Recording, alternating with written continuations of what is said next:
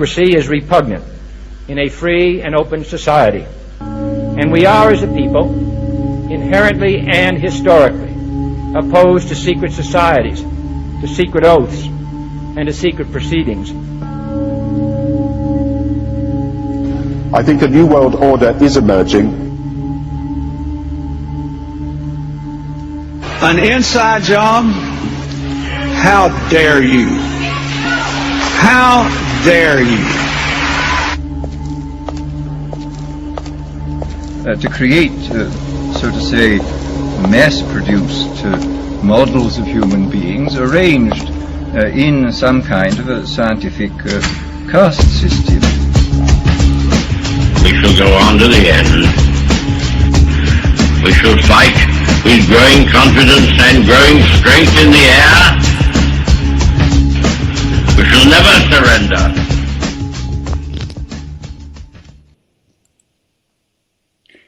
Good day everybody, this is UCY.tv and this is Poker Face. Thanks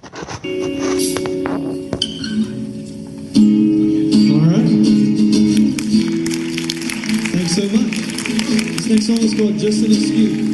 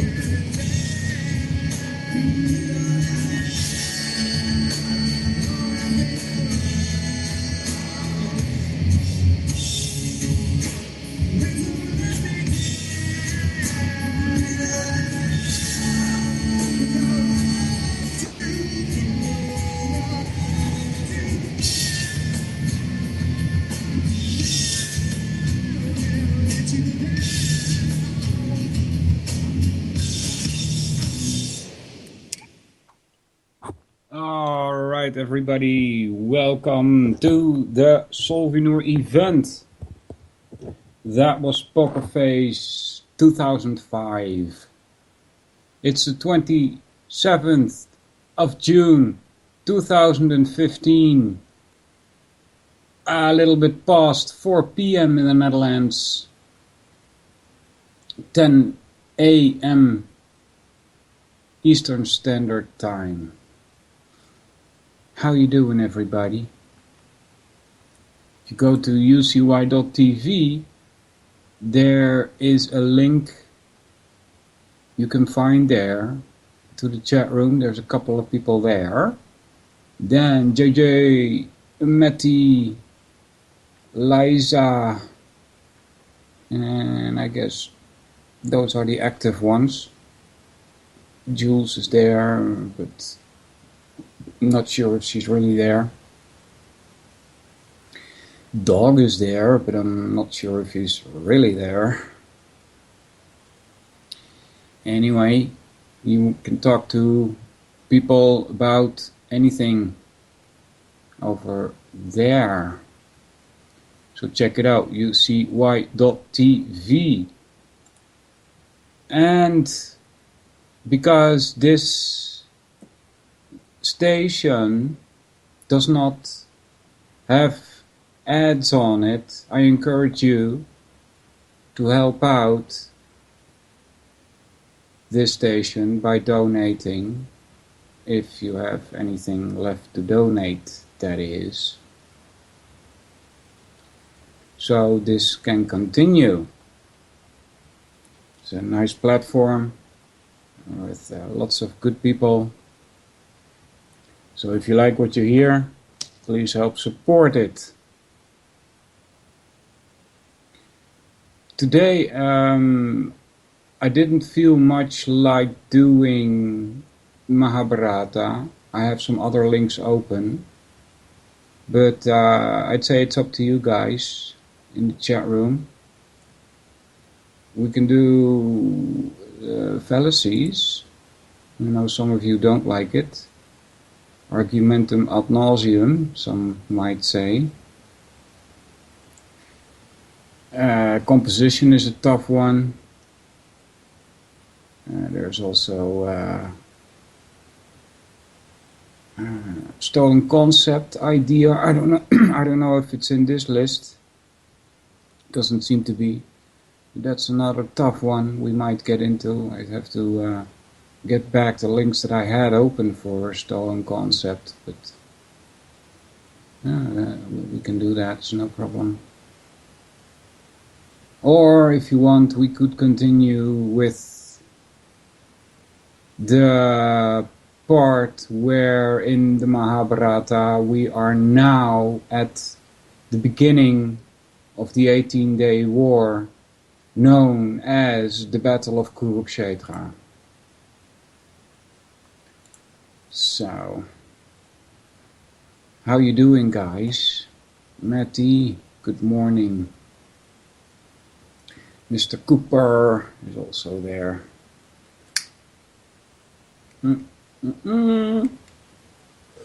So yeah, I smoke on air. It's kind of a protest against all this non-smoking regulations that are being forced upon us. There's even talk about not allowing people to smoke on the street now.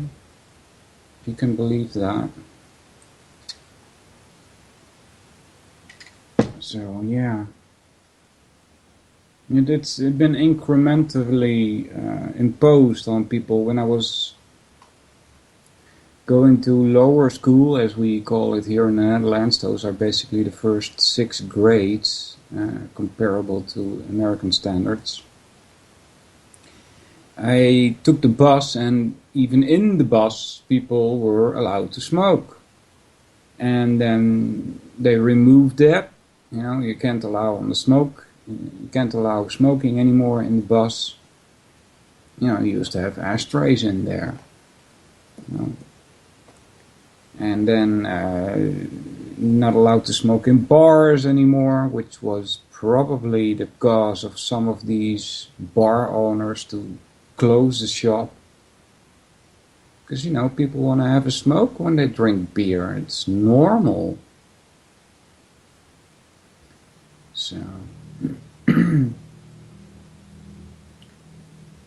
now they want to even not allow smoking on the streets. I wonder how they're going to enforce that, by the way. You know, you'll have cops patrolling the streets, checking if people are not smoking. Well, that's really good, right? Catch the criminals smoking on the street. Yeah. That's what we pay them for, bothering other people. So, I hope you all have something to drink, like my coffee here, for instance. Coffee.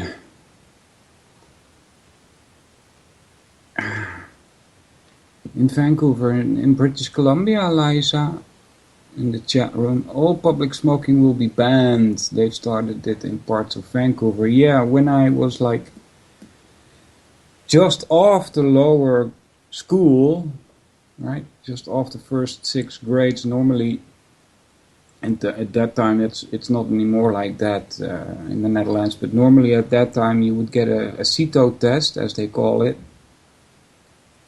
and depending on your score there, you would go to advanced education, or whatever school you were going to. Could be like a technical school, you know, where you learn how to handle wood, or what to do with metals, or painting, things like that. Alright.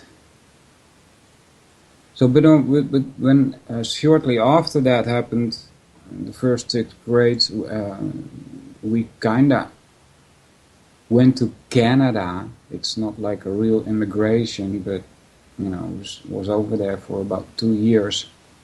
And the first restaurant I went there, you know, you were asked, well, do you smoke? And the answer was yes. And you were put way, way, way back in the corner and away from everybody else, because, you know, they actually didn't want you smoking, apparently. So that was in, like, 79 or so. So yeah, you could already see the trend then. Hawks, how you doing? So, why aren't you guys choosing? What's the problem here? You want Mahabharata, ancient Indian mythology, which has some nasty philosophy in there. So if you don't catch it, you might be unwittingly influenced in a nasty philosophy, an evil philosophy, I would say. Promulgated later also by people like Plato. Or shall we do some weapons building in the form of learning the fallacies? How do you spot a false argument?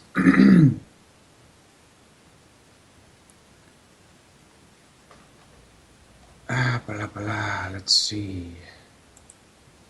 Is it only 8 Hawks that just joined? Looks like it. JJ is back. How you doing, buddy? So when is the next Freedom Palooza? It's like in July somewhere, right? Maybe you want to come on and mention some of the people that are going to be speaking there. If anybody else wants to get on, contact me at Solvinur via Skype. That's SOLVINUR at Skype, and I'll get you on air. Alright. So we got 1 vote for fallacies. Two votes. Alright, so we'll do the fallacies then. I'm sorry, JJ, I know you don't like these. There's I got a list here of 42. It's in alphabetical order.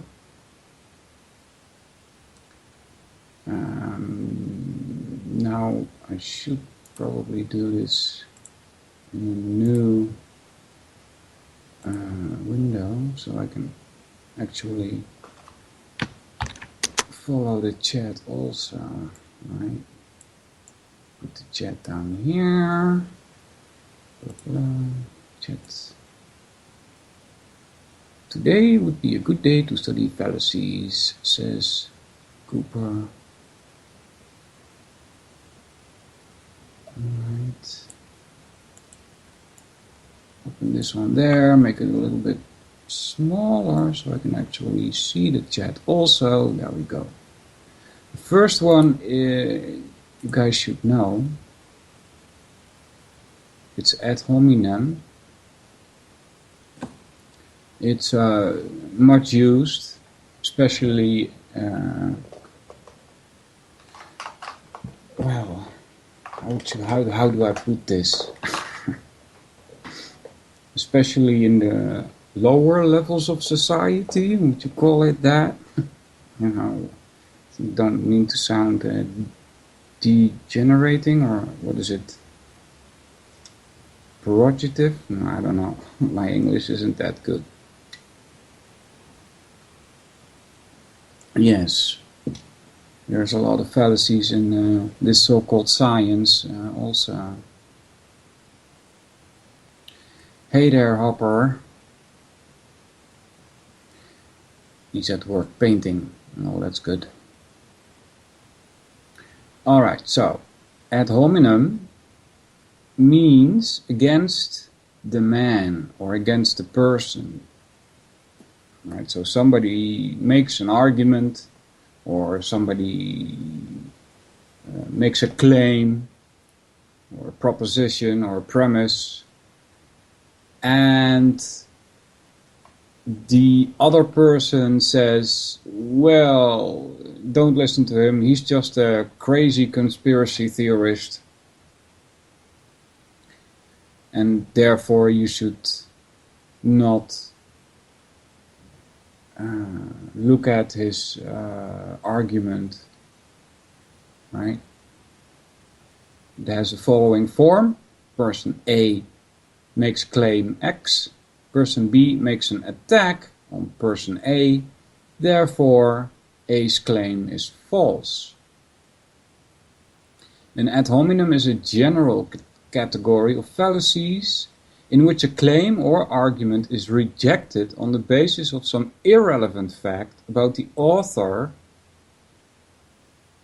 or the person presenting the claim or argument. Typically, this fallacy involves 2 steps. First, an attack against the character or person making the claim. No, not or. First, an attack against the character of person making the claim, her circumstances or her actions is made. Second, this attack is taken to be evidence against the claim or argument the person in question is making. The reason why an ad hominem of any kind, because we'll step into more of these, is a fallacy is that the character, circumstances or actions of a person do not, in most cases, have a bearing on the truth or falsity of the claim being made. Right, so that seems understandable enough.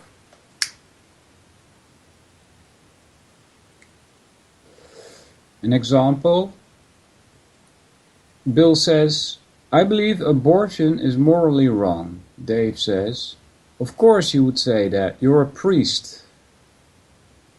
And then Bill says, what about the arguments I gave to support my position? Well, we're assuming he had some arguments, because just stating I believe that abortion is morally wrong is, to me anyway, not just an example. It sounds more like a conclusion, right? Of just not an argument, it sounds more like a conclusion.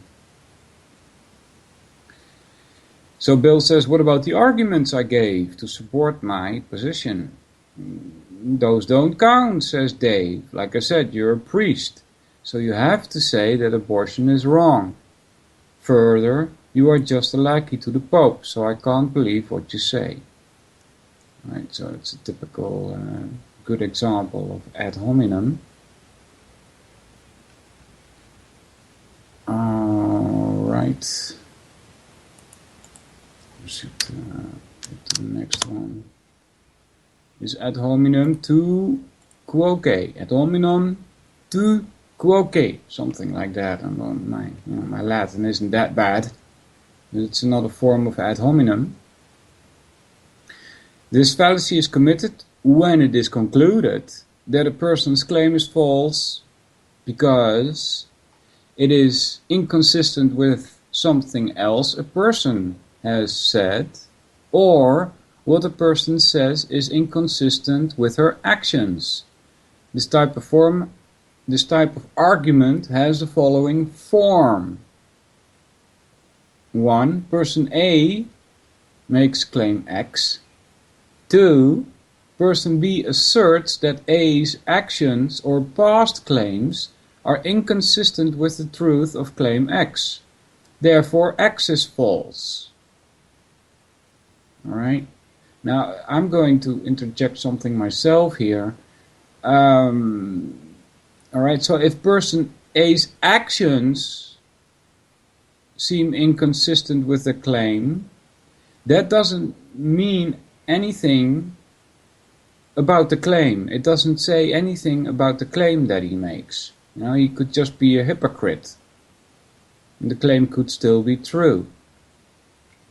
However, if there is past claims that this person A makes that are inconsistent or even contradictory with the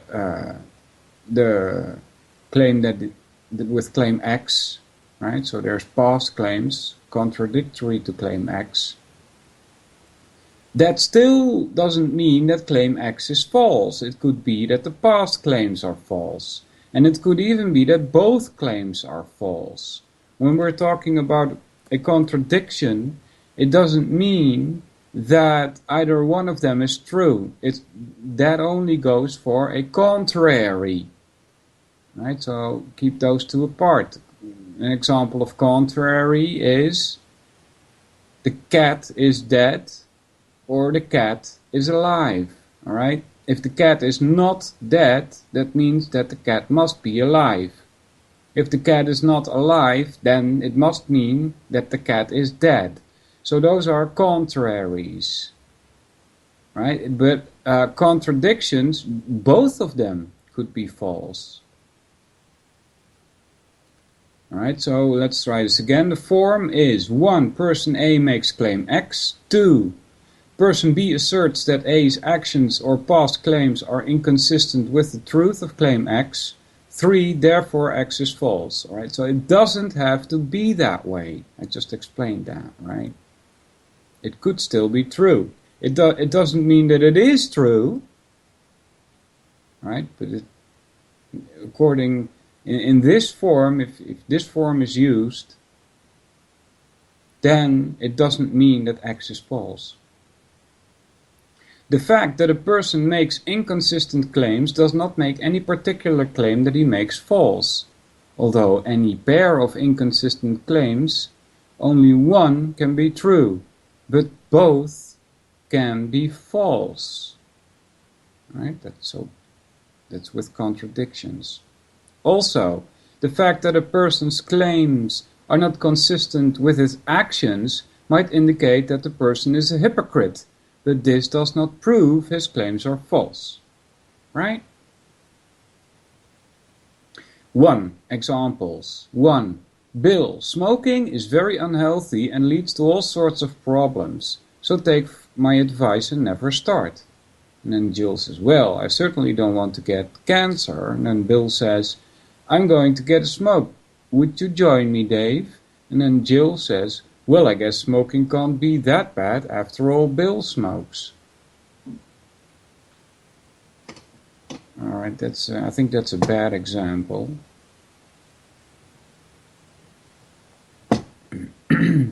Just because Bill is hypocritical doesn't mean that his claim is false, right? That's the example given here, but it's not too easy to spot. 2. Jill, I think the gun control bill shouldn't be supported because it won't be effective and will waste money. And then Bill says, well, just last month you supported the bill, so I guess you're wrong now. Alright, that's a good example of previous claims being made, previous stance points being taken.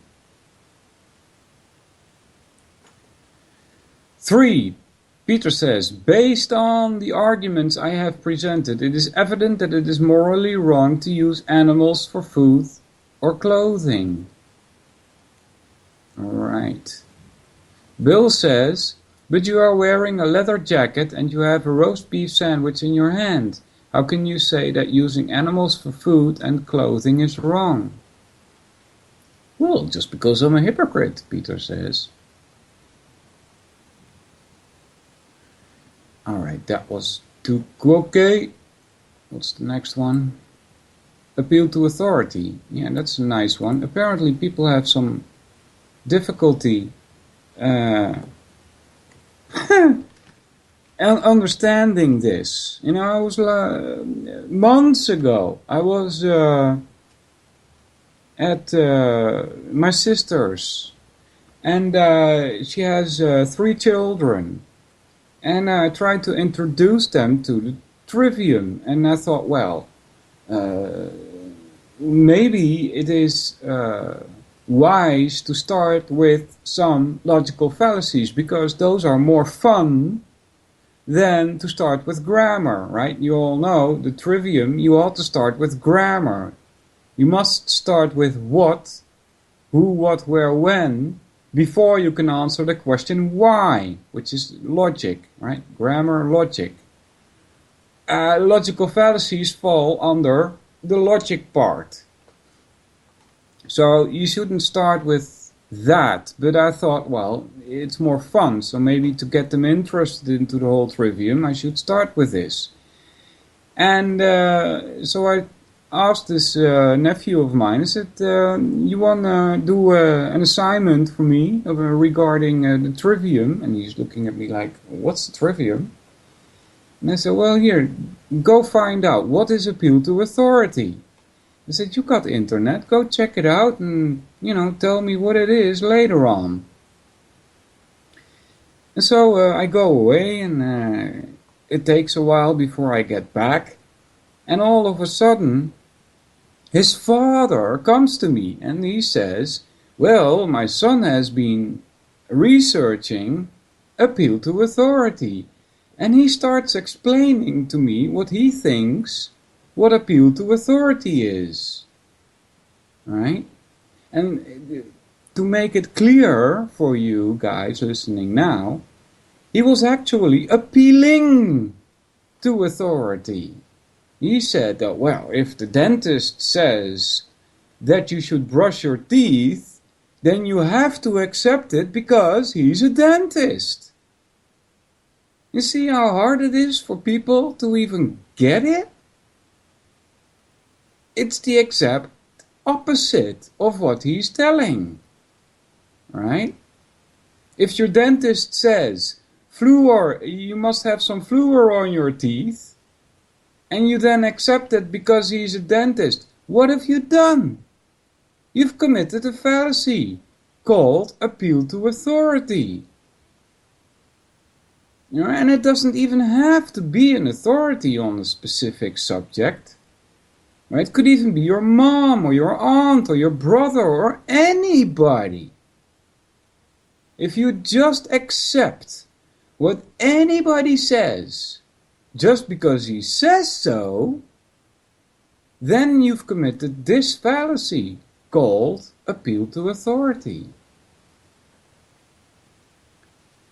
Alright? Reading here now. An appeal to authority is a fallacy with the following form. Hold on, let me light my cigarette here. Hey Dan, how you doing, buddy? Person A is an authority on subject S. Right? Could also be 1. Person A is claimed to be an authority on subject S. Person A makes claim C about subject S. 3. Therefore, C is true. Alright? Is that so? 3. Therefore, C is true? Well, if you accept that, you've just committed a fallacy, which is an error in reasoning. This fallacy is committed when the person in question is not a legitimate authority on the subject. More formally, if person A is not qualified to make the reliable claims on subject S, then the argument will be fallacious. Alright? I guess I'm going even further with that, by stating that if you just accept whatever the experts say, you're committing a fallacy, even if the expert has expertise in the field that he's making a claim about.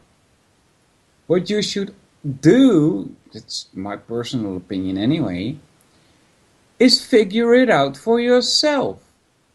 Ask questions and see if you actually, quote unquote, get it. Why this claim is supposed to be true or not. If you get why the claim is true, then you have done your research and you can come to the same conclusion that the expert does on your own.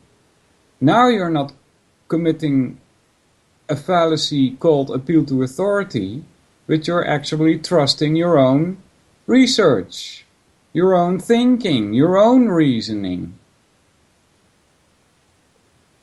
Continuing to read here. This sort of reasoning is fallacious when the person in question is not an expert. In such cases, the reasoning is flawed because the fact that an unqualified person makes a claim does not provide any justification for the claim.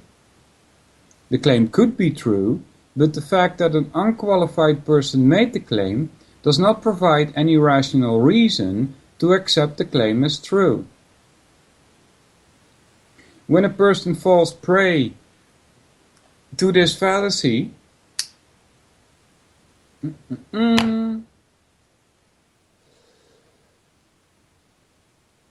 they are accepting a claim as true without there being adequate evidence to do so. Yeah. Well, even if the expert is talking in his own field, then that's still not evidence for you to accept it. You have to get it yourself. Get it in quotes, understand it, grasp it. More specifically, the person is accepting the claim because they erroneously believe that the person making the claim is a legitimate expert and hence that the claim is reasonable to accept. Since people have a tendency to believe authorities, and there are in fact good reasons to accept some claims made by authorities, this fallacy is a fairly common one. Yeah. Since this sort of reasoning is fallacious only when the person is not a legitimate authority in a particular context, it is necessary to provide some acceptable standards of assessment. The following standards are widely accepted. Alright, so now he goes into about when is somebody an authority or not. I go even further than this. You know? Even if a person is a legitimate authority. Right? So what would you say, for example, the newsreader, right? CNN talking head, right? Some people would accept that as a legitimate authority, because after all, he works at CNN, right? Or people like, I'm sorry, I'm bad with names, but that guy in the wheelchair who's supposed to be the brightest mind in physics that we've seen since Einstein, right? Talking about multiverses and nonsense like that. Since the triumph of Kantian philosophy, science has stepped into a field of total contradiction. And even though there may be many authorized scientists, none of them can be trusted, because their basis is all fracked up due to Kantian philosophy and Hobbesian, things like that. They have a messed up metaphysics, you know, a messed up idea about what the nature of reality is, and therefore none of their science can be taken seriously.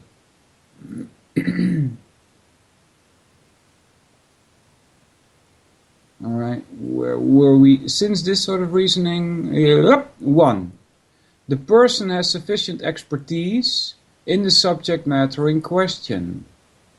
Claims made by a person who lacked the needed degree of expertise to make a reliable claim obviously will not be well supported. In contrast, claims made by a person, these commas in these sentences, oh, there's a dot there. Alright, let me try this again. Claims made by a person who lacks the needed degree of expertise to make a reliable claim will obviously not be well supported. In contrast, claims made by a person with a needed degree of expertise will be supported by the person's reliability in the area. Yeah. Again, I must stress this. The kind of society, the kind of world order that we are in, or we are stepping towards to, is one that is ruled by experts. 1930 precisely, I think, is when the idea first came out.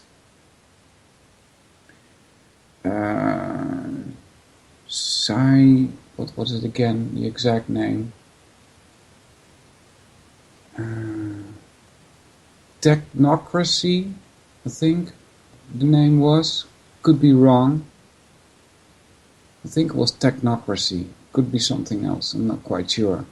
But this is the idea that experts rule the world. Right? And since we all know that we've been lied to about so many things, you can't even make a list of it, so extensive is it. You know, we must always distrust these experts, even if they have expertise in this field that they are talking about. Continuing, determining whether or not a person has the needed degree of expertise can often be very difficult in academic fields such as philosophy, engineering, history, etc. Right? the person's formal education, you could say formal indoctrination, academic performance, publications, memberships in professional societies. How about memberships in secret societies? Papers presented, awards won, and so forth can all be reliable indicators of expertise. Right? I would say they could all be reliable indicators of an agent, of culture creators, social engineers. Outside of academic fields, other standards will apply. For example, having sufficient expertise to make a reliable claim about how to tie a shoelace only requires the ability to tie the shoelace and impart that information to others. It should be noticed that being an expert does not always require having a university degree.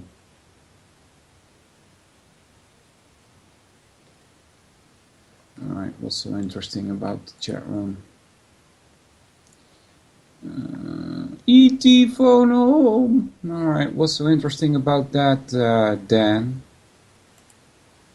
Jeez, it's so much junk out there that they now have to teach critical thinking in disguise? I don't get it. Oh, I'm clicking the wrong link. A user's guide to rational thinking. Clicking the ad away. Cut through the flawed assumption and false beliefs, including your own, with these strategies. In the digital age, information is more plentiful than ever, but parsing through from the abundance of competing claims can be daunting. Yeah, you even have sometimes these experts not agreeing with each other on certain topics like global warming, for instance. Whether the subject is Ebola, vaccines, or climate change, what did I just say? Speculation and conspiracy theories compete with science for the public's trust. Can you believe that? Our guide to rational thinking is here to help. In the following pages, you'll learn tools to identify the hallmarks of irrational thinking, evaluate evidence, recognize your own biases, and develop strategies to, and then ... I can't read any more of that. Right? And so, whoops. Just clicked the wrong one away.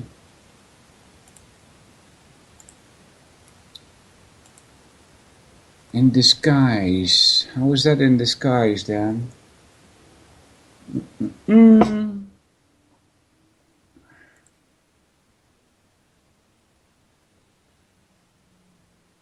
2. The claim being made by the person is within her area of expertise.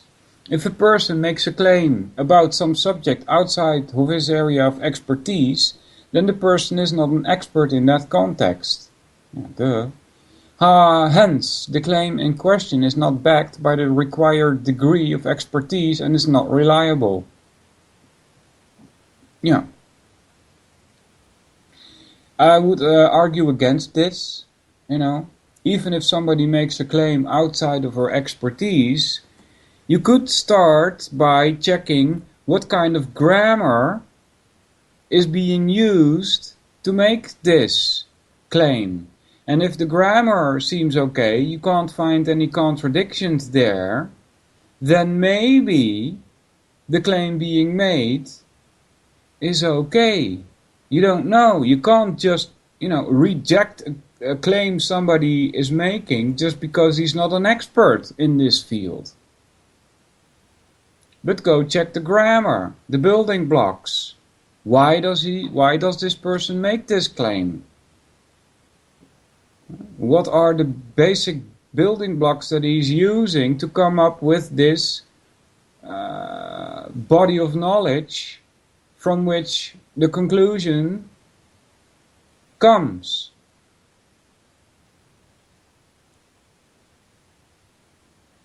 Yeah, Matty, that's what I thought. Short and incomplete. It is very important to remember that because of the vast scope of human knowledge and skill, it is simply not possible for one person to be an expert on everything. Well, yeah, that is true. But still, if an expert can't explain in simple terms why a certain claim is true, then you should always be distrustful and suspicious. Because we're not stupid, you know? We can understand things if people just took the time to explain things. Hence, experts will only be true experts in respect to certain subject areas. In most other areas, they will have little or no expertise. Thus it is important to determine what subject area a claim falls under. Then says, it's in disguise because they never tell you that they are teaching critical thinking and how to spot a logical fallacy. Okay. Yeah, I guess so. You know, I never was exposed to logical fallacies until, Jan Irvin told me about the trivium, who got it via Gino Denning. This stuff should be in school. Here's another reason why you shouldn't trust any expert. He hasn't even been taught in logical fallacies. So his own reasoning might be flawed. He might make logical steps that are not allowed. You know? And there's another thing. Since I dug into a little bit into philosophy outside of my own mind, I got told that there is such a thing as hierarchy of ideas.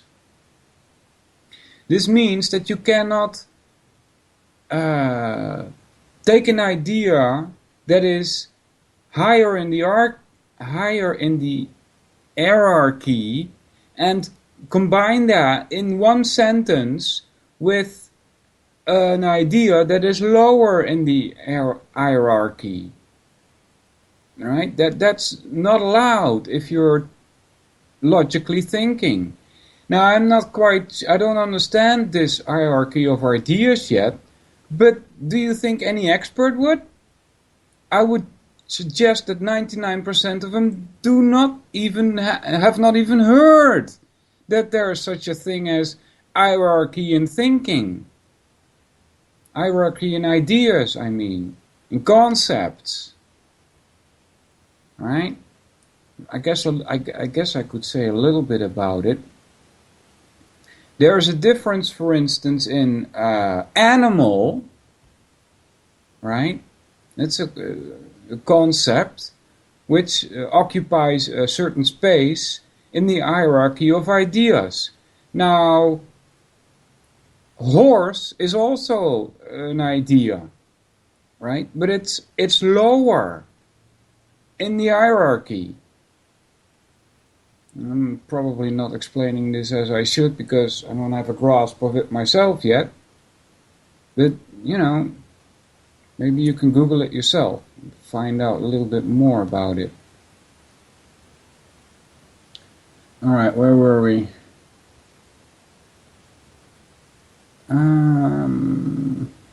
It is also very important to note that expertise in one area does not automatically confer expertise in another. For example, being an expert physicist does not automatically make a person an expert on morality or politics. Yeah.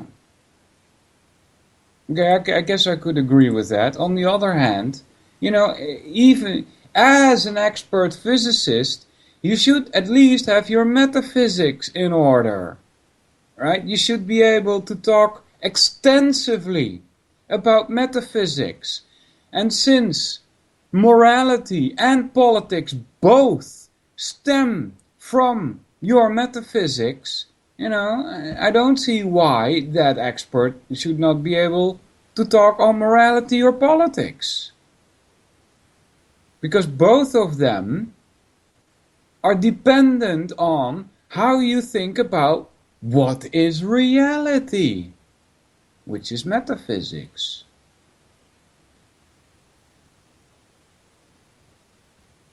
Unfortunately, this is often overlooked and intentionally ignored. In fact, a great deal of advertising rests on, Captain Gringo, how you doing, buddy? Rests on a violation of this condition. As anyone who watches television knows, it is extremely common to get famous actors and sports heroes to endorse products that they are not qualified to assess. For example, a person may be a great actor, but that does not automatically make him an expert on cars or shaving or diets or politics. Number 3. There is an adequate degree or agreement among the other experts in the subject in question. If there is a significant amount of legitimate dispute among the experts within a subject, then it will be fallacious to make an appeal to authority using the disputing experts. This is because for almost any claim made and supported by one expert, there will be a counterclaim that is made and supported by another expert. In such cases, an appeal to authority would tend to be futile.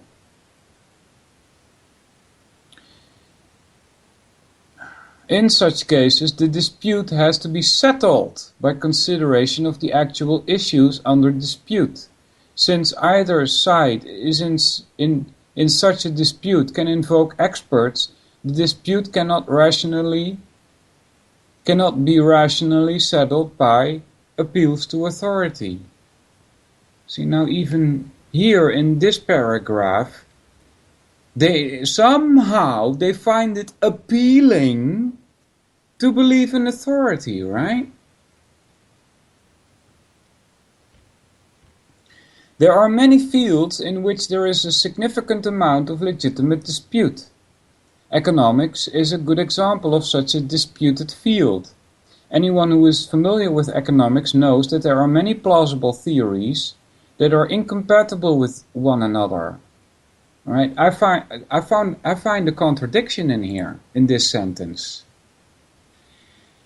If there are plausible theories that are incompatible with one another, that doesn't make sense.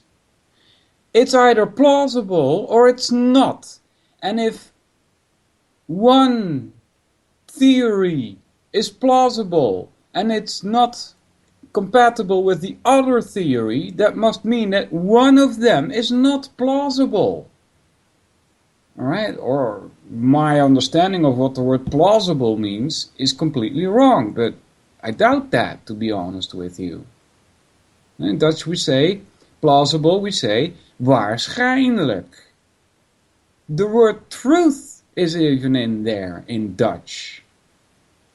If I translate this word to Dutch and translate it back to English literally, it says, seems to be true. Mostly. Right? Seems to be true mostly is what you get from Dutch.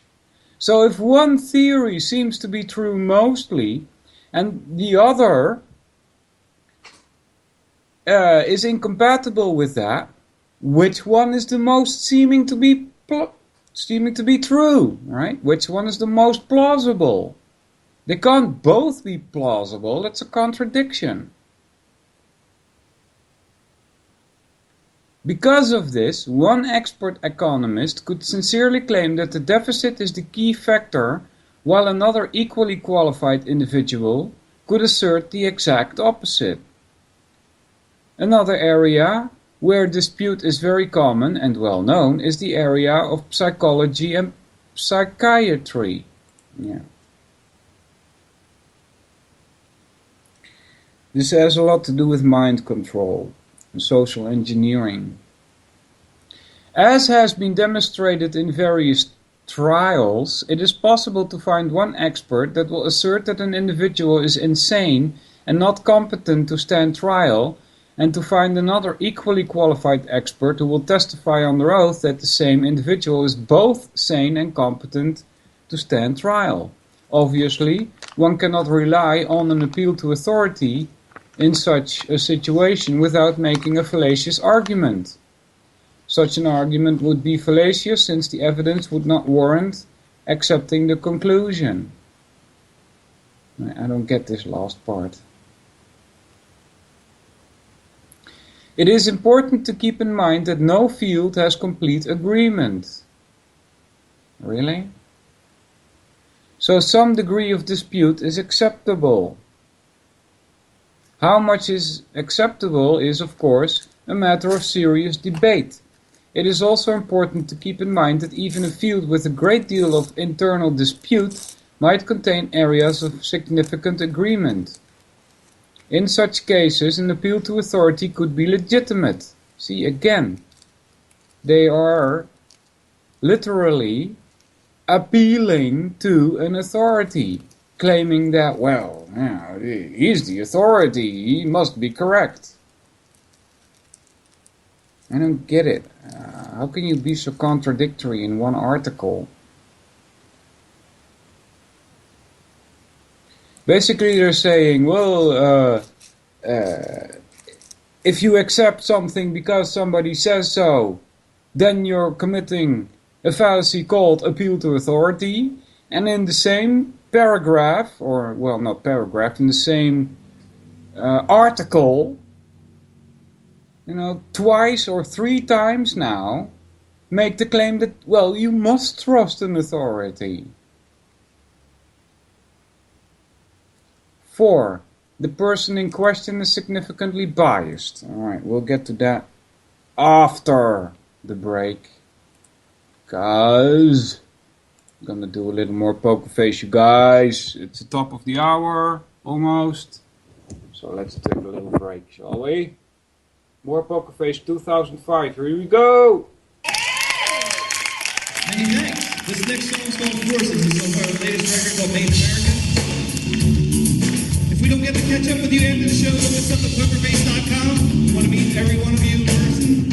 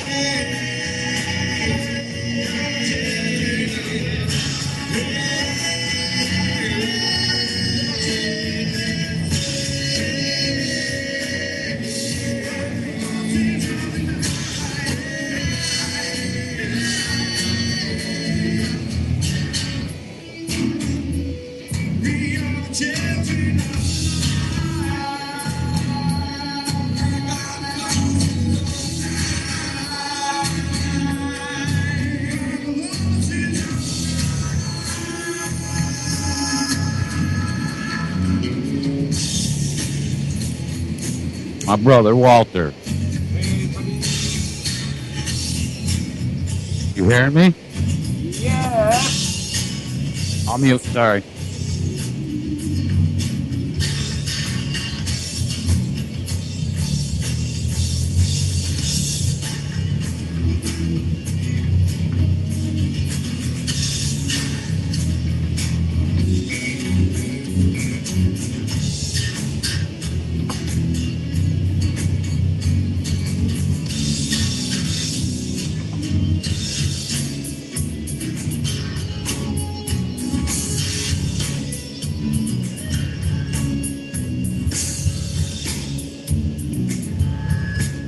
So many people crying. So many people lying. So many people lying.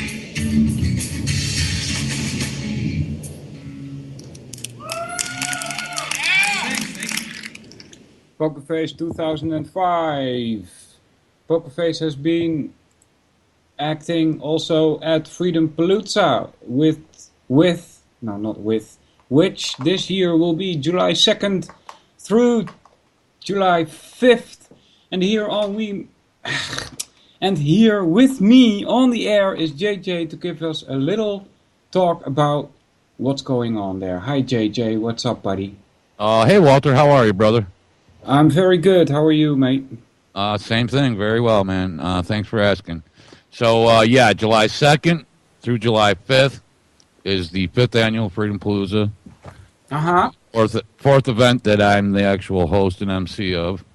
I was upgraded. At Freedom Palooza 1, I parked cars. And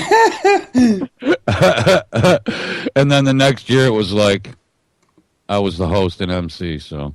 Very nice, very nice. Yeah. So right from the start, my talents were known, especially when I was parking cars. I was really good at, or either that or I sucked so bad at parking cars that my friends in Pokerface was like, "Well, let's do some, let's let him do something." So, Yeah.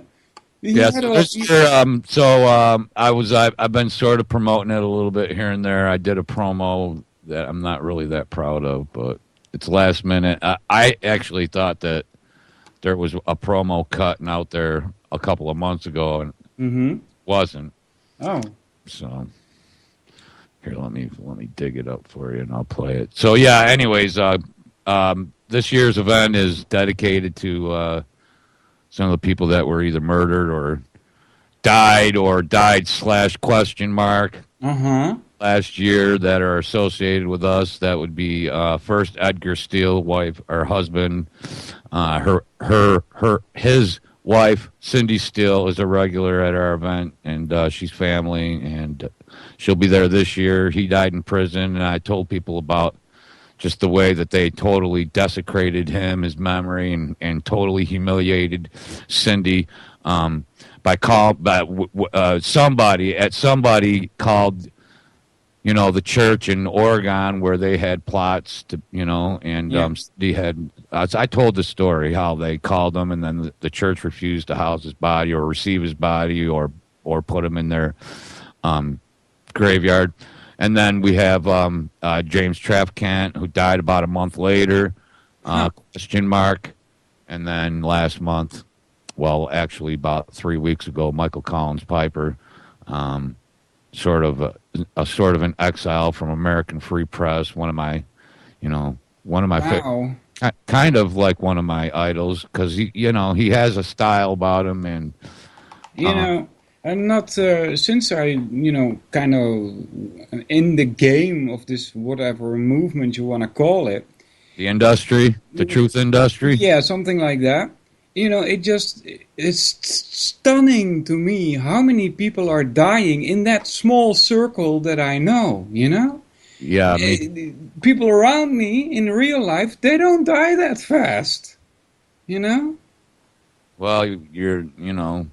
when you talk about the people you're not supposed to talk about, it doesn't matter who it is, when you get close to the source, things start happening. Apparently, yeah. At least that's my opinion, Yeah. I've been wrong, Walter, Ed before. Castile he had a book out, right? Oh, several books. I mean, Several. he wrote many books, and I mean, he was a lawyer. He was a defender of the First Amendment, and Uh-huh. a lot of his books were focused on the Jews, obviously. Uh-huh. Yeah. But not just that. The money's, the entire fraud of fractional reserve banking and the usury, predatory capitalism, but Yeah. and that kind of thing. Well, and he went to prison after he had defended, I can't remember his name now, as a leader of the Aryan Nation. Mm. That's why they ruined him, because he had the gall to represent someone who was labeled as a white supremacist, but really it's because it was a full-time battle he had, because he battled them at town hall in his local community, and so when that was just Edgar Steele. And then last year, and I don't think it's because of his association with us, trafficking. I don't know. I just put a question mark after it because there's some unanswered questions that I would like to know about. Yeah. That even his family isn't asking, and I don't know anyone in his family. I got to know James from the four summers that he came and camped with me. Okay. But I didn't know his family, so I don't. I wouldn't even presume to Sandy hook them and start calling them and questioning their integrity. Yeah, it says so here. This is even has an NL at the end. freedompalooza.blogspot.nl. NL means Netherlands. It says, this Freedom Palooza is being dedicated to the giants of our truth movement that have died murdered since last year, starting with Jim Trafficant, Edgar Steele, and Michael Collins Piper. Yeah. And then it says speakers and band performance list to follow shortly. But you have some more information on that? Oh yeah, I have the list actually. Let me just dig it up right here. All right, and so this year, actually, Drew Shalley is going to be one of our performers again. What? Yeah. The Shallyak. He's been to the last two, so this will be his third Freedom Palooza. We have John Friend coming. We have Trevor Labonte. He's been on my show a couple times now. Tara Beth, who is Paul's wife. Ken Krawchuk, who's who's a really decent politician, and Eli James, a brother, a Christian brother, Trevor Labonte. Trevor and his wife Karina, his girlfriend Karina. Karina is going to talk about. I believe she is actually pretty scholarly in things like trauma-based mind control and psychiatric sort of DSM fraud.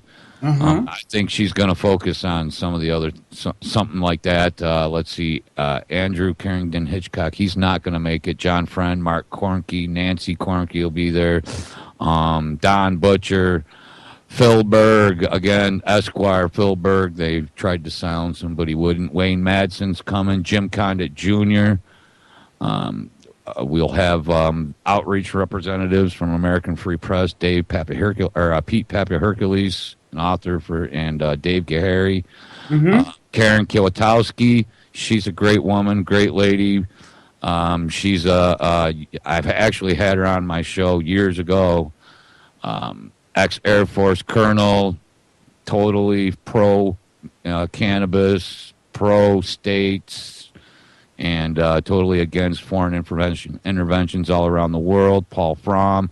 One of the Rizzoli brothers will be there. I'm not sure which one. Ernst Pierce, who's just a devout, serious Christian warrior.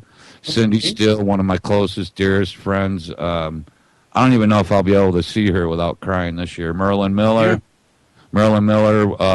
founder of the New American Eagle Party. And again, these people, if you come, are totally accessible. We don't Like we don't have like, VIP, holding areas or anything. They hang out at the campfire. They sit back when the other speakers are, and watch all the other presentations.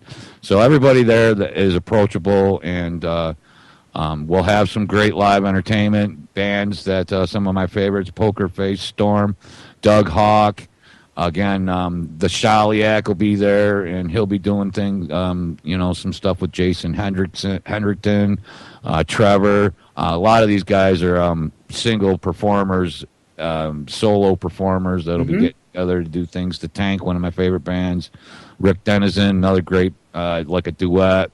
He has a band with his wife who has a beautiful voice. So, and I bill it as a place where, people that you normally, whose articles you read or whose stories you read about will be there. It's a chance to press the flesh and to fellowship with other people. And we've got people that we had a wedding at our third event, our second event, so it's more than just camping. Nice. It's fellowship. Yeah. Straight up. Yeah, it seems like a good party. Yeah, and it's been a pretty bad year. The first year we were spied on from the cliffs above the area where we are. It's right on the Delaware River, and there's cliffs above across the road from where we're at. And the second year we had black helicopters. The third year we had the backstabbing attack by the ADL, the Oath Queefers, Larry Pratt, the gun owners, and all them guys. And then last year it seemed to me that was relatively uneventful, and then right after that, James Traficant, Edgar Steele, then later in the year, Michael Collins Piper. So it went from an uneventful to sort of somber and tragic year. Yeah. Just because these are people that actually, are actually busy trying to create change, I guess, if you will. And I hate to use that word, create change and blah, blah, blah. Yeah, I know what you mean. Nothing really ever changes. Things, you know what I mean? You swing the pendulum one way, and it swings back the other direction on its way back through. Yeah, that's not what we want. No. But I do think that it's a good initiative. I mean, if people become aware, there has to be some kind of breaking point, at which we actually do have an influence on the shape of things to come, so to speak. All right. Well, at the end of the show, Art Larson does. We usually reserve him for Saturday night, the last hour, 2 hours until the noise ordinance kicks in.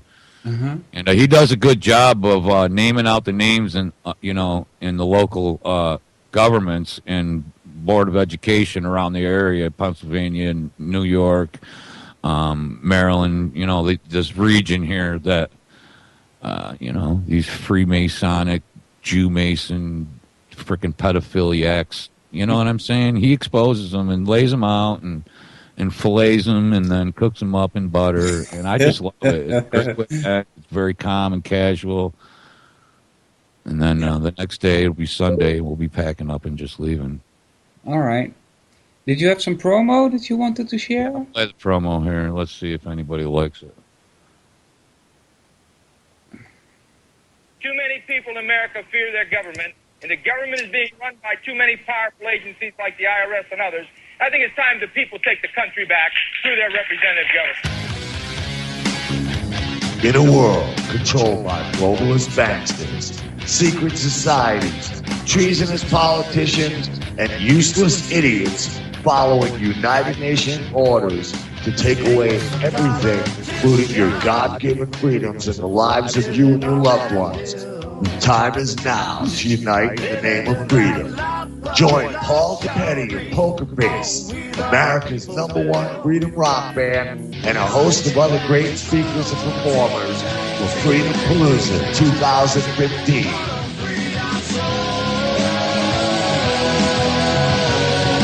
This is JJ Inc., host and MC of Freedom Palooza. Join me this July 2nd through July 5th for the 5th annual Freedom Palooza, where free Americans come to press the flesh with other patriots and activists for 3 days of camping with speakers and bands. This year's event is dedicated to the giants of our truth movement that have died or been murdered since last year's event. James Trepkin, Edgar Steele, and Michael Collins Piper. For more information, go to freedompalooza.com. You show up, we'll do the rest. America, I show my love for you in all that I do. Well, that wasn't so bad. Nah, it wasn't too bad. Oh, it was okay. It was like, that's what you call a first take Uh-huh. promo. Yeah, I was in a hurry, but whatever. You show up and we'll do the rest. That's it, man. Ask anybody that comes. Ask Drew. I spend half my time accommodating people. I set your tent up if you can't. If you're not, because we got. I'm not going to kid you, Sal. We've had, elderly people come just because they've listened to my show or other shows or the event or some of the speakers, or women and who've never gone camping will show up. And so I'm humbled by that, and it's the least I can do. If you're going to come spend 3 days in the woods with me, and you don't know how, and there's any trepidation at all because you don't know how you'll be able to survive. I'll even set your tent up for you. You know what I'm saying? Very good, mate. This isn't, you won't be just, dropped off in the middle of the wilderness. You're going to be among other friends, and we're going to make sure that everything happens right for you. Awesome. Well, thanks a lot for coming on and promoting this, JJ. Absolutely, Walter. Thank you. Thank you very much. You're welcome, buddy. With my good friend Walter here at the UCY Media Network. Yeah. All right, guys. Thank you. Thanks, Walter. You're welcome. Take care, buddy. Yep. Later. All right, so check it out. freedompalooza.com. Let's see. There is a freedom. I got this link from Google at freedompalooza.com, but it immediately transfers to a Dutch page here for me. So I don't know how will work out for you, but freedompalooza.com should do the job in any case. All right, let's have a look at the chat room. Who's there? Who haven't I said hello to yet? Captain Gringo, Del NC, Dent NC, Louis Severe, Tomato, welcome. Where were you guys the first hour? How you doing, guys? All right, let's pick this up. Point 4, more text regarding appeal to authority. The person in question is not significantly biased.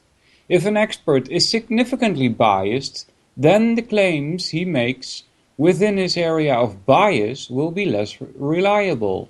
Since a biased expert will not be reliable, an argument from authority based on a biased expert will be fallacious. This is because the evidence will not justify accepting the claim. Excuse me? That last sentence just doesn't follow, This is just me talking here, right? But it says, if an expert is significantly biased, then the claim he makes within his area of bias will be less reliable. Okay, I can maybe accept that, right? That might be, right? Since a biased expert will not be reliable, an argument from authority based on a biased expert will be fallacious. Right? So far, so good. But then, to say that this is because the evidence will not justify accepting the claim, that doesn't make any sense. Right? Evidence is evidence. If he's coming up with the correct evidence to support his claim, what does it matter that he is biased? Right? Next it continues. Experts, being people, are vulnerable to biases and prejudices. If there is evidence that a person is biased in some manner, that would affect the reliability of her or his claims. Then an argument from authority based on what the person is likely to be, based on that person is likely to be fallacious. Even if the claim is actually true, the fact that the expert is biased weakens the argument. Really? It's the same. It does. Again, this doesn't make sense to me. If you say, well, it's okay to be a hypocrite, right? Then why is it not okay to be biased? Why would that weaken the argument? The argument is what it is, regardless of who speaks it, in my opinion. Continuing, this is because there would be reason to believe that the expert might not be making the claim because he has carefully considered it using his expertise. Rather, that there would be reason to believe that the claim is being made because of the expert's bias or prejudice. This just makes me think of Darwin and the preservation of favored races, right? It is important to remember that no person is completely objective. At the very least, a person will be favorable towards her own views. Otherwise, she would probably not hold them. Because of this, some degree of bias must be accepted, provided that the bias is not significant. What counts as a significant degree of bias is open to dispute and can vary a great deal from case to case. I need to drag this a bit lower so I can follow the chat.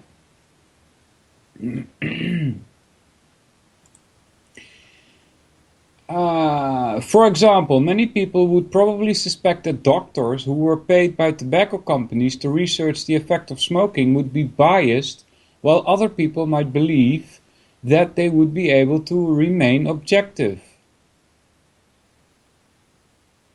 Alright, if you're being paid, if an expert is being paid by a company to do some research, they are always paid to come up with the conclusions that the company wants. Alright. 5. The area of expertise is a legitimate area or discipline. Let me put this there. I'm sorry, guys. Certain areas in which a person may claim expertise may have no legitimacy or validity as areas of knowledge or study. Obviously, claims made in such areas will not be very reliable. Really, like what fields we're talking about here? What counts as a legitimate area of expertise is sometimes difficult to determine. However, there are cases which are fairly clear-cut. Alright, for example, if a person claimed to be an expert at something he called chroma bullet therapy and asserted that firing painted rifle bullets at a person would cure cancer, it would not be very reasonable to accept this claim based on his expertise.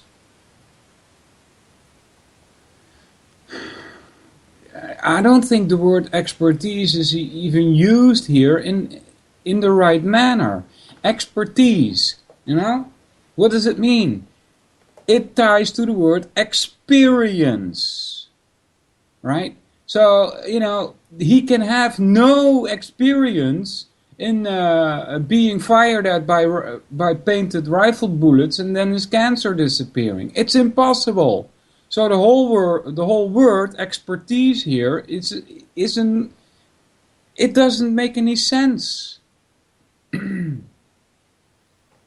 After all, his expertise is in an area which is devoid of legitimate content. Yeah. Well, if that is so, then it shouldn't be called expertise. It's just quackery. The general idea is that To be a legitimate expert, a person must have mastery over a real field of area of knowledge. A real field.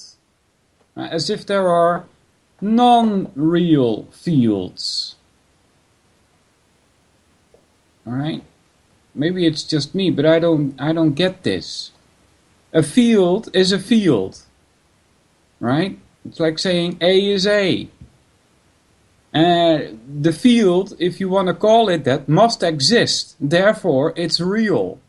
I don't think there's such a thing as an unreal field. Or a field that doesn't exist. It doesn't make sense. That would violate A is A. As noted above, determining the legitimacy of a field can often be difficult. In European history, various scientists had to struggle with the church and establish traditions to establish the validity of their disciplines. For example, experts on evolution faced an uphill battle in getting the legitimacy of their area accepted. Why did I think of Darwin and the preservation of favored races? Just call it racism. And that's experts? A modern example involves psychic phenomena. Some people claim that they are certified master psychics, and that they are actually experts in the field. Other people contend that their claims of being certified master psychics are simply absurd, since there is no real content to such an area of expertise. Well, actually there is. What's his name again?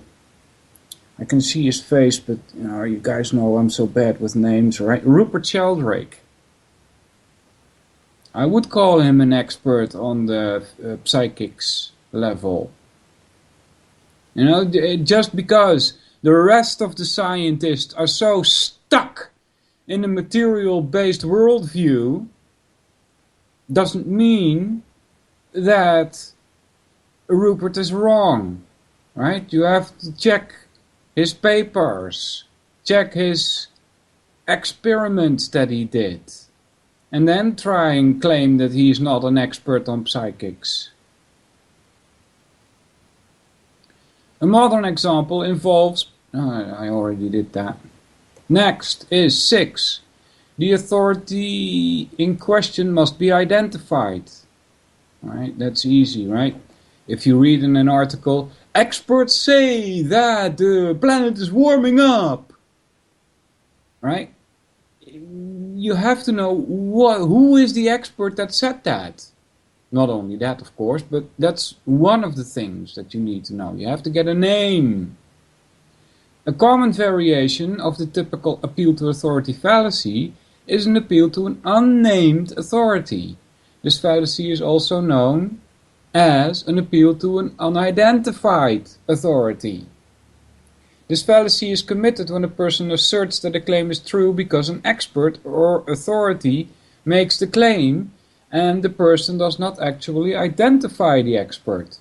Since the expert is not named or identified, there is no way to tell if the person is actually an expert. Unless the person is identified and has his expertise established, there is no reason to accept the claim. This sort of reasoning is not unusual. Typically, the person making the argument will say things like, I have a book that says, or they say, or the experts say, or scientists believe that. I read in the paper, I saw on TV, I heard on the radio. Or similar statements. In such cases, the person is often hoping that the listener will simply accept the unidentified source as a legitimate authority and believe the claim being made. Alright? So here we're talking about a deliberate what's the word I'm looking for? Deception. Right? In most cases, especially when we are talking amongst each other, when we commit a fallacy, it's mostly not deliberate, except if you're a fracking agent in the chat room. Right? But when we are, as friends, if we are talking amongst each other, and we do accidentally commit this fallacy, then we're not doing it deliberately. However, outside of our friendly circle, I would dare suggest that all of it is a deliberate deception. Therefore, this is the reason why I spend so much time on dissecting these fallacies, so that you can have a weapon against it with which to defend yourself.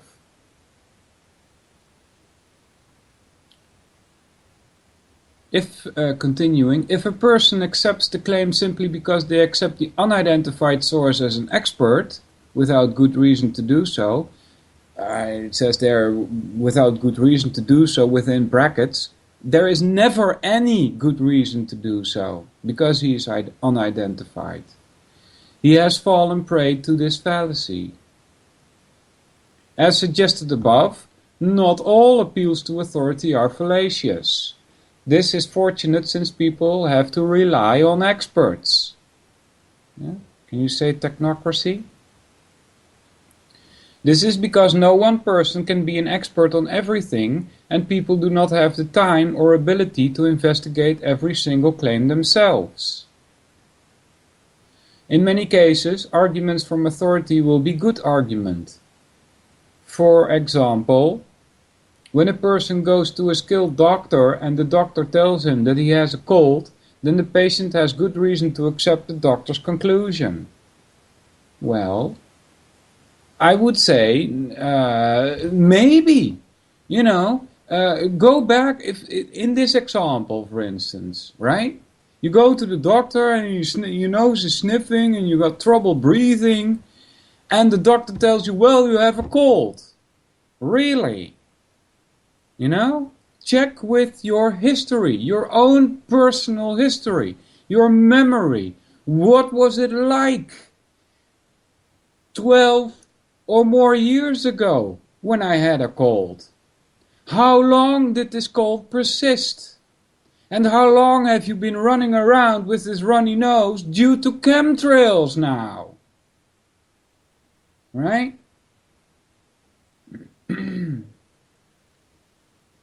As another example, if a person's computer is acting odd and his friend who is a computer expert tells him it's probably his hard drive, then he has a good reason to believe him or her.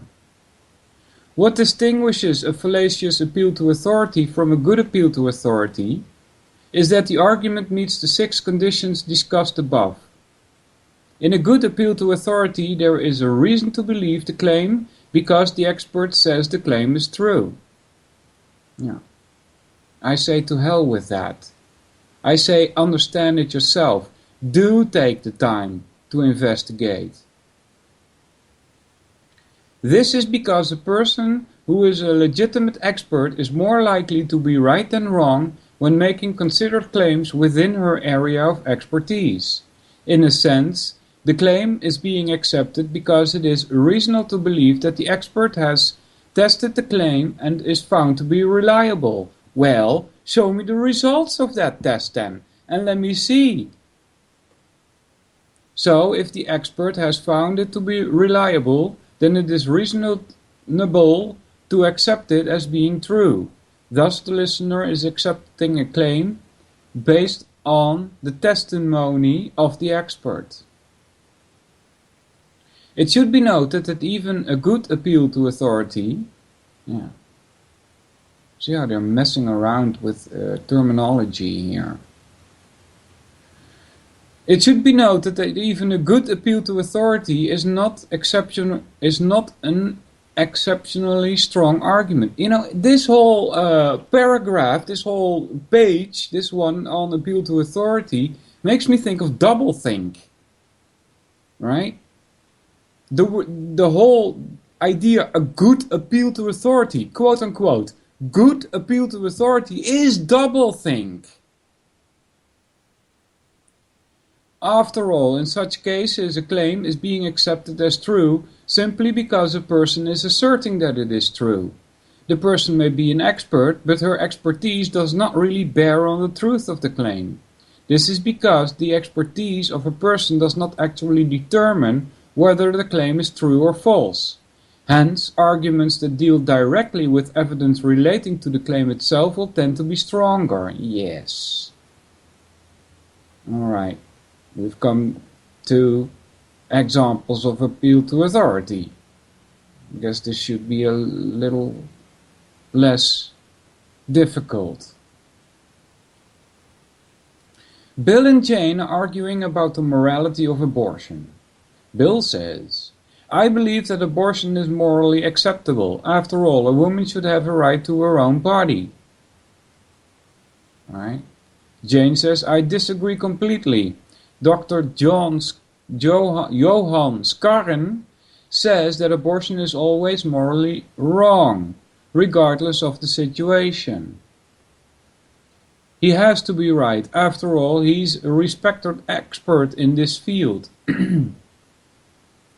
Bill says, I've never heard of Dr. Skarn. Who is he? Jane says, he's the guy that won the Nobel Prize in Physics for his work on cold fusion. Alright. This reminds me of Stephen Jones. Right, he made a whole fuss in the 9/11 movement. He's not an expert on the field that he's talking about, is he?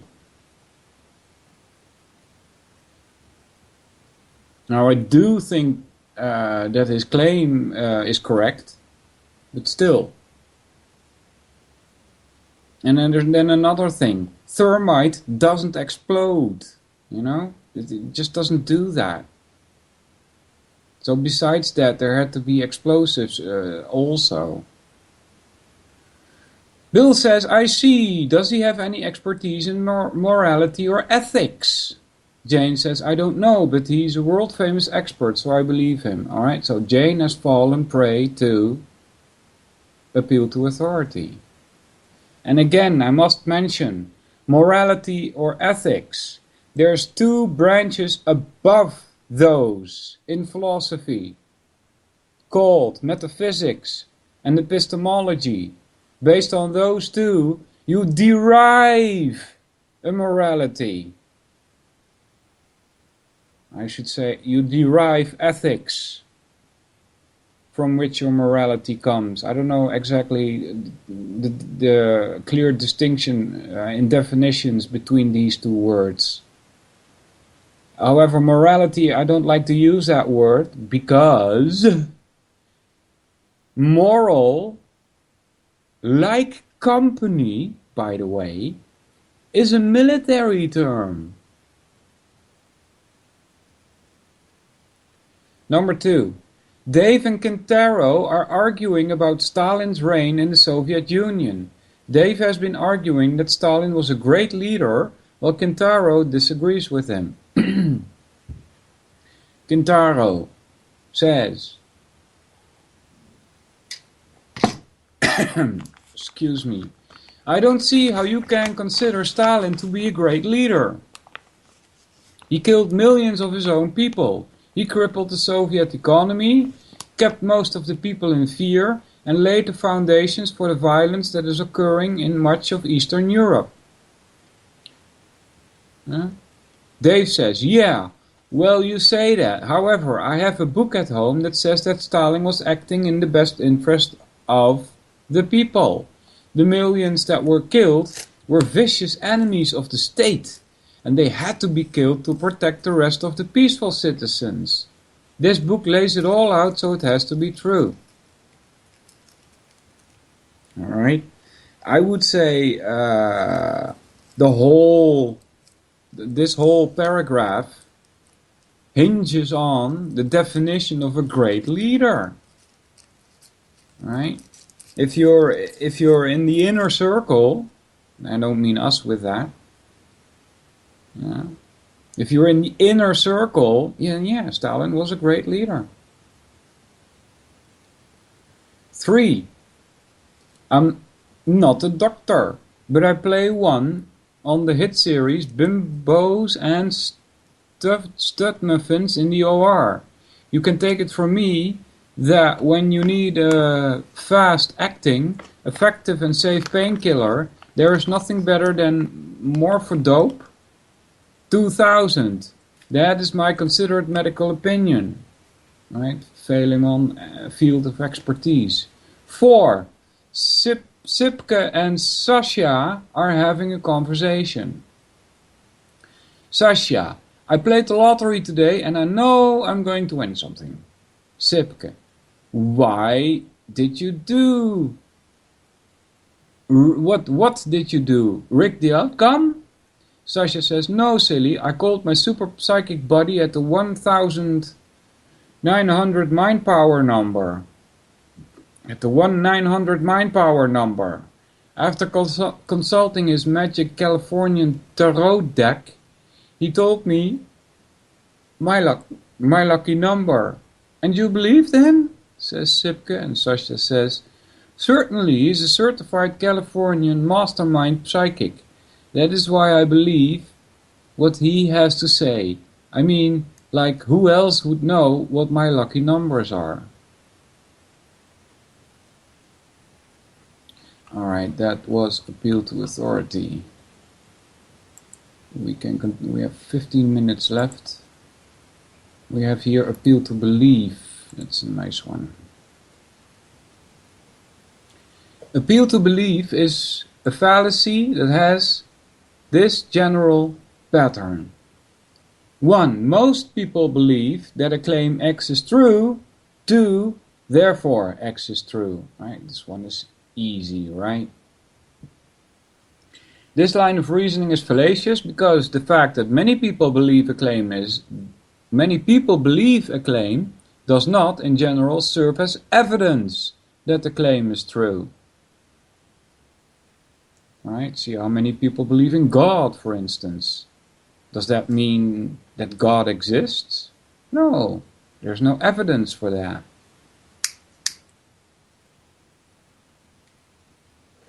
Many people believe in reincarnation. Does that mean it's true? No, there's no evidence for that. There are, however, some cases when the fact that many people accept a claim as true is an indication that it is true. Well, I would go even further than that and say that money has worth. Right? How many times do you hear a radio host in our field say that? Right? Money has worth. Most people will try and tell you it's worthless. It's as good as monopoly money. Right? I agree with that. That's true. But because millions and millions of people outside of our little friendly circle believe that it is worthy, that it has worth, that is what makes it have a worth. Alright? For example, while you are visiting Maine, you are told by several people that they believe that people older than 16 need to buy a fishing license in order to fish. Barring reasons to doubt these people, their statements give you reason to believe that anyone over 16 will need to buy a fishing license. I don't see what this has to do with belief. Right? If these people claim that you must have a fishing license, there should be some law.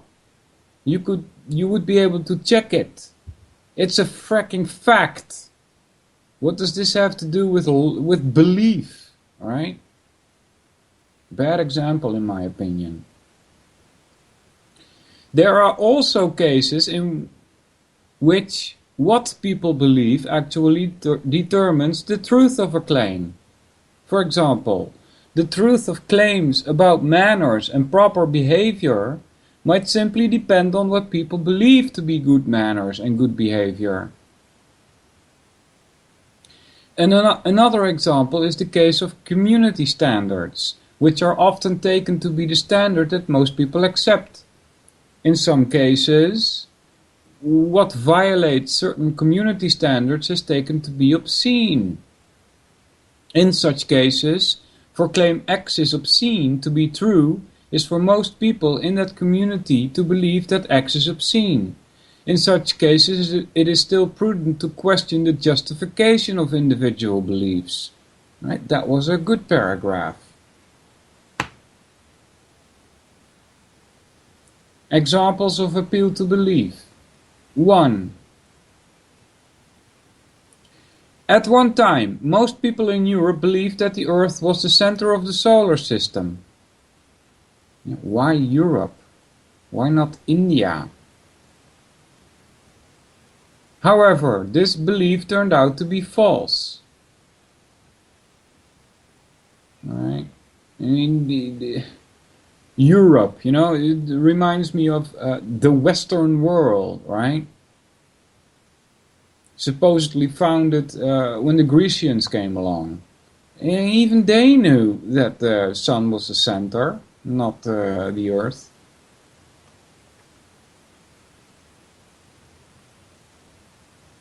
I think this is a bad example again. It says, at one time, most people in Europe believed that the Earth was the center of the solar system.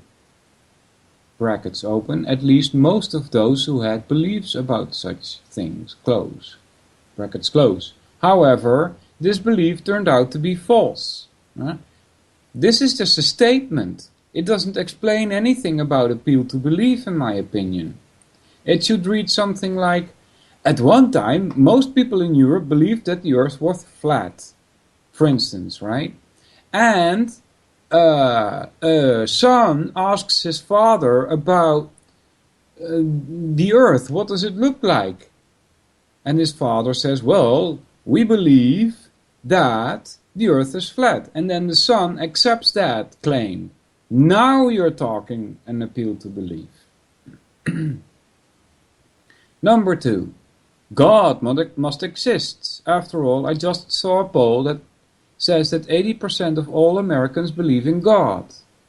Right? That's a good example. 3. Of course there is nothing wrong with drinking. Ask anyone, he'll tell you that he thinks drinking is just fine. Right? Bad example again, in my opinion. Alright, next one. Alright, can I do that? Yeah, 50. We've got 10 minutes left. Appeal to common practice is the next one. It has a following structure. I don't know, Capt. Pick any one of the ones that we're doing. X is a common action. 1. 2. Therefore, X is correct, moral, justified, reasonable, etc. The basic idea behind the fallacy is that the fact that most people do X is used as evidence to support the action or practice. It is a fallacy because the mere fact that most people do something does not make it correct, moral, justified, or reasonable.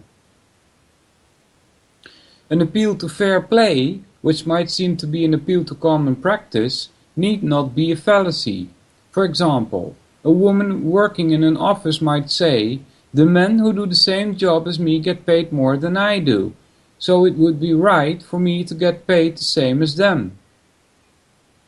This would not be a fallacy as long as there was no relevant difference between her and the men in terms of ability, experience, hours worked, etc. More formally, 1. It is common practice to treat people of type Y in manner X and to treat people of type Z in a different manner. 2.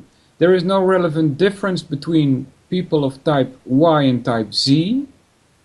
3. Therefore, people of type Z should be treated in manner X too. This argument rests heavily on the principle of relevant difference. On this principle, two people, A and B, can only be treated differently if and only if there is a relevant difference between them. For example, it would be fine for me to give a better grade to A than B if A did better work than B. However, it would be wrong of me to give A better grade than B simply because A has red hair and B has blonde hair.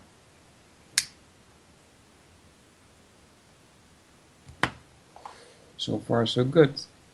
There might be some cases in which the fact that most people accept X as moral entails that X is moral. For example, one view of morality is that morality is relative to the practices of a culture, time, person, etc. Yeah. This reminds me of I hate it that I'm so bad in names. Somebody within our small circle of friends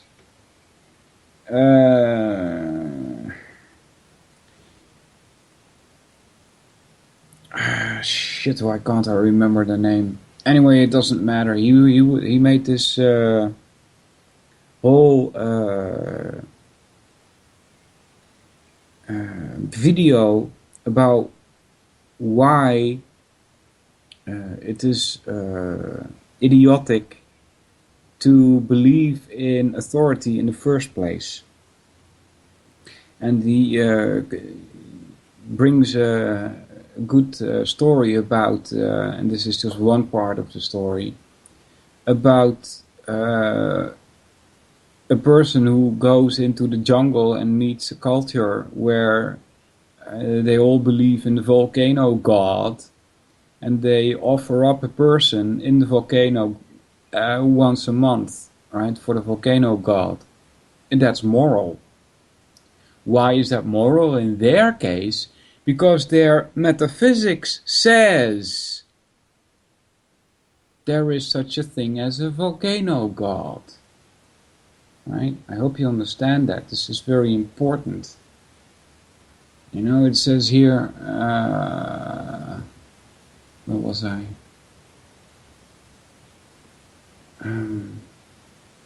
For one example, one view of morality is that morality is relative to the practices of a culture, time, person, etc. Well, yeah, I guess it relates to that, but it's based on how they think what reality is. No, that's not a good sentence. Not how they think what reality is. It should say it's based on their metaphysics. It's based on what do they think reality is. What's the nature of reality? Based on that, you have certain actions. Continuing, if what is moral is determined by what is commonly practiced, then this argument would not be a fallacy. Right? This argument is 1. Most people do X. 2. Therefore X is morally correct. Right? I would say this can never be good. This would, however, entail some odd results. For example, imagine that there are only 100 people on Earth. 60 of them do not steal or cheat and 40 do. At the same time, stealing and cheating would be wrong at this time. The next day, a natural disaster kills 30 of the 60 who do not cheat or steal. Now it is morally correct to cheat and steal. Thus, it would be possible to change the morale in order of the world to one's views simply by eliminating those who disagree. Right? See what kind of... Yeah, it probably could be Larkin Rose, Joe.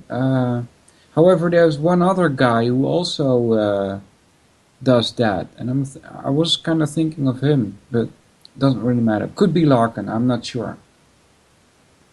But see, this is the kind of nonsense that you get if you don't know where you get your morals from. Right? If your ethics derive from metaphysics, then it doesn't matter how many people do or do not do a certain thing. It's moral or it's not moral, depending on what you think reality is. There's a deeper base here that needs to be examined. And it's 58, so I must say goodbye to everybody. Wow, 18 people in the chat room. Thanks, Anouk, Knimaus, Captain Gringo, Del C, Dan T, Dan Tan EC, Dan Cooper, Jane MC, JJ, Joe, Jules, Louis Cypher, Matty Clues, Liza, Road Dog, me says the idiot, and Tomato Toe. Thanks a lot for listening, everybody. I'll be back next week. We've only done a short part of this. We're only at like 5, and there's 42 to go. So we've got a lot ahead of us if we continue with this, if you guys like it. You know, you guys can influence this event also. If you want to hear something else, just say so. And we'll do something else, you know. That's just fine with me. And there's my bumper. Listen to what Huxley says. Thanks all. Take care. See you next week.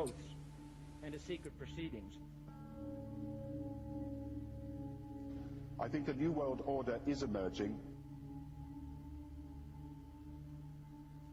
An inside job? How dare you? How dare you? To create, so to say, mass-produced models of human beings arranged in some kind of scientific